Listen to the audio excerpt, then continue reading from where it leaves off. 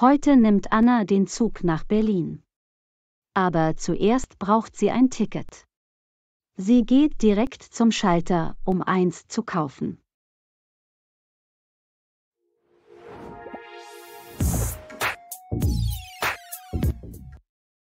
Guten Tag. Ich möchte gerne eine Fahrkarte kaufen, bitte.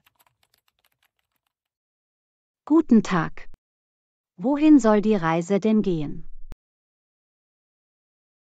Ich möchte nach Berlin fahren.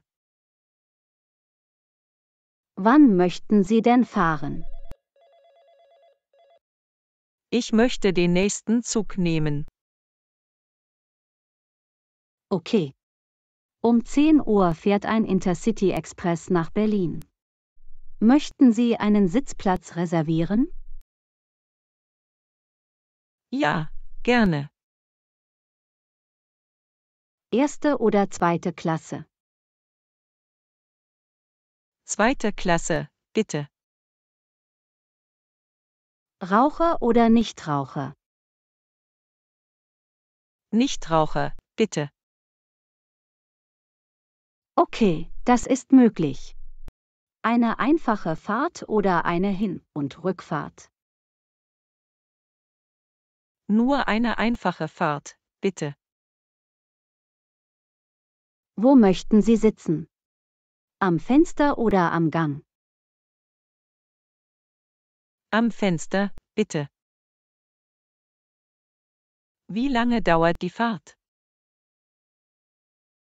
Die Fahrt von Frankfurt nach Berlin dauert 5 Stunden und 30 Minuten. Muss ich umsteigen? Nein, der Zug hat eine direkte Verbindung. Wann kommt der Zug in Berlin an? Die planmäßige Ankunftszeit in Berlin ist 14:30 Uhr. Fährt der Zug pünktlich? Ja, bisher war er nicht verspätet. In Ordnung. Das macht dann 75 Euro, bitte. Hier ist das Geld. Kann ich die Fahrkarte haben, bitte? Ja, natürlich. Hier ist Ihre Fahrkarte. Sie können auf Gleis 7 den Zug um 10 Uhr nehmen. Vielen Dank. Auf Wiedersehen. Auf Wiedersehen und eine gute Reise.